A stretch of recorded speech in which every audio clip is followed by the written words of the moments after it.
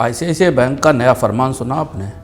अब शहरी इलाकों में अगर आईसीआईसीआई बैंक में खाता है तो आपको मिनिमम बैलेंस 50,000 रुपये रखना होगा, और गांव और कस्बाई इलाकों में है तो बैलेंस 25,000 रुपये।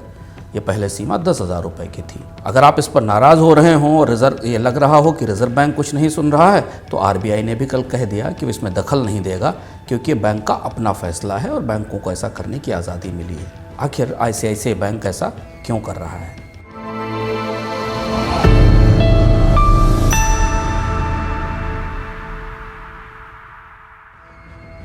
दरअसल भारतीय बैंक इसमें मुश्किल में है। उनका क्रेडिट डिपॉजिट रेशियो उलझ गया है।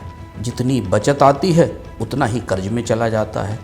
भारत के बैंकों में बचत बढ़ने की रफ्तार और कर्ज बढ़ने की रफ्तार लगभग एक बराबर है, और इसलिए बैंकों के मुनाफे की जान जिस फार्मूले में बसती है वो फार्मूला बिगड़ गया है। उसका नाम है नेट इंटरेस्ट मार्जिन, इसे निम कहते हैं। यानी बैंक जमा पर जो ब्याज देते हैं और कर्ज पर जो ब्याज वसूलते हैं, उसके बीच के अंतर को निम कहा जाता है। जब बचतें नहीं बढ़ रही, सरकार की तरफ से कर्ज बढ़ाने का दबाव है, तो बैंकों को छोटी अवधि की महंगी बचतें जुटानी पड़ती हैं, और उसको जुटाने के कारण बैंकों के मुनाफों पर असर पड़ रहा है। अभी बैंकों के नतीजे आए और नतीजों ने ये बताया कि बैंकों का निम बिगड़ गया है। अब आप कहेंगे ये बैंकों के मार्जिन हैं, बैंक संभालें, इससे हमारा क्या लेना देना है। पर दरअसल बैंकों की मुश्किल यही है कि अब उन्हें छोटे और जल्दी जल्दी निकाले जाने वाले डिपॉजिट्स नहीं चाहिए।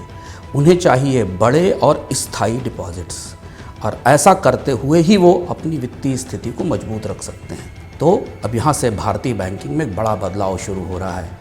भारतीय बैंकों को आपकी छोटी छोटी बचतों की ज़रूरत नहीं है, उन्हें बड़े और अमीर डिपॉजिटर्स चाहिए जिनका पैसा लंबे समय तक बैंकों में बना रहे। तो इसके बाद अब बाकी बैंक्स भी शायद ऐसा करेंगे जो आईसीआईसीआई बैंक ने कहा है, और अगर ऐसा कर रहे हों बैंक और आपको पता चले तो आप बैंकों को लालची मत समझिएगा। दरअसल वो इस वक्त अपने अस्तित्व की लड़ाई से उलझे हैं।